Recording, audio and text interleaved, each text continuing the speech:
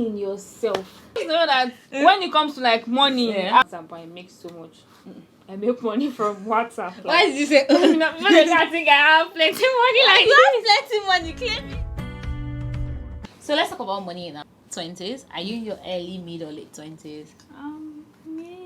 Mid 20s? Is it dawning on you that you're getting older? I'm early. Let me just say early. Say your money mindset is. What do you think your relationship with money is? To be honest, what I just want is stability. Like financial stability is always my mindset. Yeah. Yeah. Okay. And what do you think you've done so far to help push for financial stability? And if you don't mind, tell us a bit about your background with money, like growing up and all of that. Financial stability. I won't say I'm financially stable now. Like stable. You stable. are financially stable. No, I was going to say to an extent. Okay. I mean, I fend for myself. Okay. I'm trying. But I will not say I am where I want to be. Definitely. Like, I don't think that financially. Well, that's why I was still working.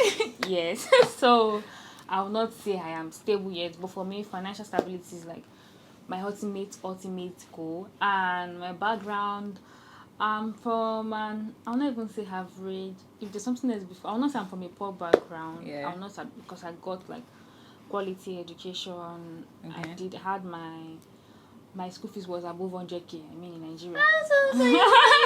Average it is. So middle class. MSc, less than average, not average. Less than average. Yeah. Okay. So, and my family is. I'm not really from a family that just have this money for your birthday. Have this. No, we don't do that here. So growing up, seeing my parents struggle, seeing that my mom has to go to work every time. My dad was juggling being a photographer. He had the school. He just started the school. He had to from Badagry to Ijaniki. I don't know if you're familiar with Lagos very well, but every morning he has to leave for work, balancing being a photographer, being a lecturer, and running a school. So that's everything, yes, a whole lot. And still, it was not even like it was not still there. Okay. So seeing all of that just made me the ginger day. Like I'm an hustler. So you'd say that your background, like how you grew up, affected how you handle money. It really did. Yeah, I think for me it's quite the same. I didn't grow up around a lot of money, but I grew up seeing my parents want the best and provide the best for us. And that's very relative to state of life we had. But for me, I'm just like, I have seen what poverty looks like. I'm not going back. It's true. I'm not going back there. I'm not going true. back there. Poverty. I'm not saying I'm poor. I'm not poor. Yeah, in Jesus' name, I'm not poor. I'm not poor. I just refuse to claim names. But I'm going to speak into my life what I want for my life. I'm a rich babe. And I know that looking back from where I am coming from, I've come a long way from home. My sister. At this stage of your life, what are the mindsets, what are the money or financial mindsets that you have that helps you maintain the lifestyle that you have now and also ensures that you get to where you're going to? Number one, I would say is saving. I can't overemphasize on how important it is to save. I save a whole lot. Like, if I'm telling you I don't have money, I have backup funds somewhere. TITO money! It's very important to save. Have emergency funds because anything can happen at any time and you don't want to be caught on fresh. I mean, just imagine your rent expires and you don't have any way to. Yeah, okay. So that's just my major save. But you're going to say, how will you save when you don't have money? I think we're going to get to income stream. Okay, for me, the money mindset I think that keeps me going now, it's all that I apply or try to apply to my daily life is to live below my means, like to live below my earning bracket, so that I'm able, like I'm flexible. Even like I'm not balanced on that level yet. Because sometimes I feel like the money that is coming in is more than is less than what's going out. What's this Yoruba word? Bukata. What is no, Bukata is in English. Like you're doing fine. Next thing, bring this one for 4. Bring this one for like. I budget a whole lot. Like I have a budget sheet that shows every expense that goes in and out of my account. I used to be very scared of going into my account statements before, but one day I'm just like, you know what? Let's do it. And now every month it's become like a thing. Like, to think this thing you mentioned now, I started last month, like, documenting my income and my outcome. Like, I want to be able to see what you're spending. Exactly. I started doing this when I read Smart Money Woman, and I just saw that okay, there are little things in your accounts that you miss, and you don't realize how the little 5K here, 7K here 2K, rounds up to like 100K at the end of the month. So I started looking at my account statement. I'm very conscious of money that I spend, because I know at the end of the month I'll have to sit down. Dropped now, guys. And I just last month I did not really document the outcome, the money that was going out, but I documented my income, like, and I was just like, oh, this sounds great, because before I don't really keep track of the amount of money that I know money is just entering and I'm just spending it. And I think the second one, as you said, is having an emergency fund. Please, at this stage, like, once you entered adulting, like, once you start taking care of yourself, an emergency fund is a must, because especially for someone like me where my income is not stable. Also, I've already mentioned this before, analyzing my account statement. I try to every month go into my account statement to see what can I do better. You know, maybe I splurged a little here, maybe I'm learning, guys. Open your ear. So, Tito, I want you to tell my audience what you do. Introduce yourself. Give us a very deep dive. Run away from this question. Give us a deep dive into who Tito Lifestyle is. It's a lot to me, because come on, even when I meet people and they're like, what do you do? It's not supposed to be that difficult to say what you do, but I do so many things, and it's just where do I start from? Give us a roundup of everything. Well, I'm a digital content creator.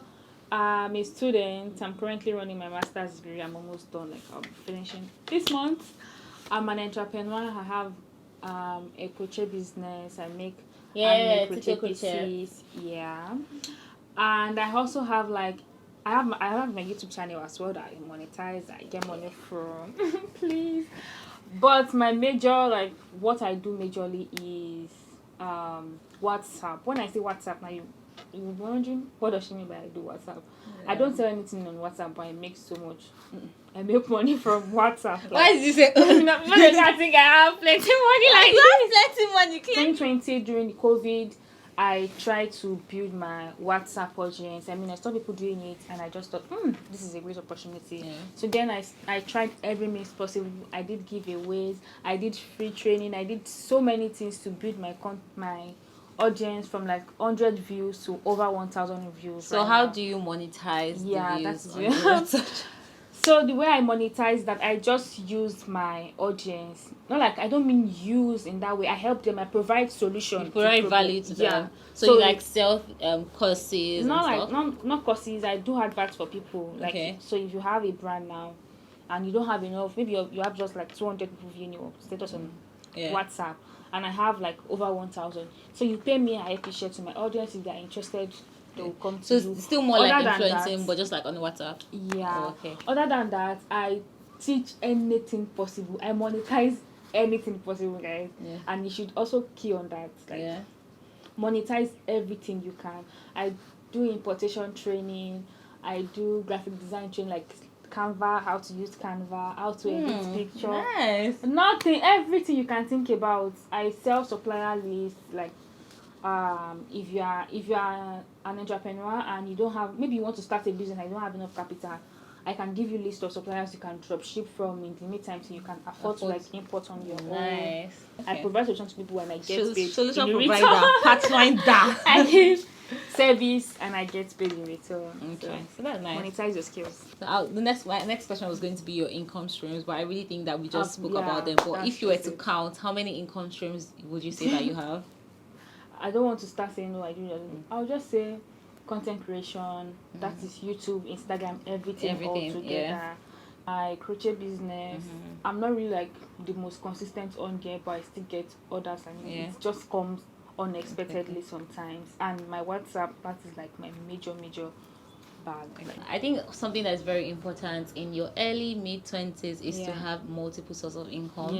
Especially if you don't have, like, even if you have a full-time job, honestly, I know most of my friends that have full-time jobs have like something on the side. Definitely. Because you need to like make some extra money here and there. So multiple sources of income is a must. And if we picked anything from what Tito has said, it doesn't have to be anything too serious. Serious, It can exactly. just Like be you, slightest thing. yeah, It may monetizing not a be little skill expensive. that You don't you have to be expensive. I understand like making services very affordable so that you can sell on like a large scale. Yes. But I also am a strong believer of knowing what your income structure looks like. Okay. So if we're going the business route, we're going to know that business. we're going to know that like, strategies. income should be like in 4 different brackets. So you're going to have your cash cow, your dog, your star, and your question mark. So different things bring money for you at different levels, right? Yeah. So you are going to have that thing that brings money for you in bulk. Then you can now have the things that are just supporting in. So if taking notes, if it's your only source of income, you would want to try to get the most from it as you can. But if it's like a supporting income, why not make it as affordable as possible? Let money just keep tripping into your account. But for me, not all my services are not like 2K. There are some that are like 10K. Yeah, that's exactly what was. Guys, if you're not with your pen and paper now, what are you even You're doing? wrong. You're wrong, okay? Or just take notes on your phone. Now this brings me to my very next step, which is investing in your 20s. I think that for me, investing and growing up listening to people say invest, it seems like a very loud and very heavy term. So how are you able to maneuver your way through that? Are you a big investment babe? To be honest with you, I would not say investment has favored me that much. Maybe because I am doing it wrongly. Okay. But what I would say is, if you want to invest in your 20s, I would rather you just invest in yourself. Yes. Because you can invest in land, invest in whatever, and they don't even like yield in 2, 3, 4, 5 years. But investments, like investing in yourself, is like making yourself valuable. Best investment you can give yourself in your 20s is investing in yourself. Ensure that you always skills, have value. Like to keep learning, like make yourself valuable. So I think I say something often that once you have value, money will come to you. That's it. So focus on investing in yourself, but at the same time, I feel like this. No, I really want to. I want to even like. I'm so eager to hear what you want to say on investments because I don't know a lot. I don't know. But I do believe that at this stage of life, from being like teenagers to young adults to actually, we're at this stage where we have friends that are married, having kids. Life is starting proper. Do you get? So I think it's at this point I'm starting to think a lot more long term. Like what do I want my life to look like in the next 5-10 years? What do I want my money language to be? Bear it in mind that you're in late 20s now. No, I'm in my mid because you sound so. I'm in my mid 20s, but I'm surrounded by a lot of people in their late 20s. True. So that these are the conversations that are coming to my side. I don't know a lot, but I know I'm at a stage where I'm willing to pay for that knowledge, which is also an investment in myself. There's someone I saw on Instagram. Her name is Financial Jennifer, and I paid for one of her classes on that investment. It was great. And from there, I picked up 1 or 2 things. I'm like, okay, I should do these stocks, bonds. It's a long-term investment. Okay. And this is the point I am in where I'm willing to make mistakes. Like, if I make a mistake, I will stand up and I'll try again tomorrow. I've made so many mistakes. I invested 1K in Dogecoin. I don't know if you guys don't touch it. It's probably like $20 now. I've stopped looking. 2 years now, I've stopped even looking. When it comes to investment for me, even I tried getting land. I got a land. I don't know that when it comes to like money, I always try to find a way to double my money. I don't know if you heard about that ROI thing one time. Return on investment. Yeah, that they were doing this ROI, 40% ROI, 20% ROI. You can't remember 2-3 years ago, like Forest. No. I was going to get a car then. I have like 2 million that went. So I don't know. That's why I just gave up. I've given up on investment. If anyone is watching this and there's a way you can school me all over again, I'm open to learning. I can't buy. And I'll tell you that Tito has money. There's some things that you just do and you just remove your. That brings me back to investing in yourself. I even tried to invest in my mental health. That's a good investment. That's a good investment. And I traveled. I came back. And I felt brand new. So I need to learn from today because I've experimented all these things. I'm not desperate about having money. But I know where I'm coming from. I really want this money. So I've done everything possible. This money will go back learning yes, I am. I'm putting it out there if there's anyone there. So shout out to the finance babes and finance guys on this channel. You can hit us up for a little bit of lesson. For advice. But let's talk Now let's talk money management. Okay. Right. We've spoken about investment, income streams, money mindset. Now money management, the little money that is entering your hand. How do you manage this? Because honestly, you can make a lot of money and spend a lot of money, and you just find that you're at the same spot. Because I find that income differs at different levels, but how you manage and multiply matters It's a lot. just what I don't know if you've seen the reel I posted on Instagram today, but I was saying you might have 500k, I'll have 500k as well. The way I will spend it will be different from the way you Definitely. Spend it. How do you manage your finances at this stage of your life? I'm not saying I'm the best at that yet, but I think the habit I have cultivated, the saving habit I have cultivated, has made me like so conscious about how I spend. Yeah. So do you have like, do you know some people have like their 30-30-10 rule, or how do you divide your money? That what percentage of your income goes into your rent, your feeding, and all of that? Like I have a savings that have like this thrift I do that is just for my rent. Every year. Every year I save like, okay, I don't have to announce it yet, but it is for my rent. When I'm getting it, I know this is my rent. Okay. I have some that is for travel from January to December. I started doing this like 2 years ago now. I just travel every December for my birthday. My birthday is December 7th, so I start saving from January to December. Just try to have money like backup funds. But now where I think I'm lacking is saving long term, like just saving for long term. Like I don't really long term maybe goals. Because I don't have enough money for that yet. Because I mean dividing. May I have things I picked up from the class that I said I had was that there will never be enough money.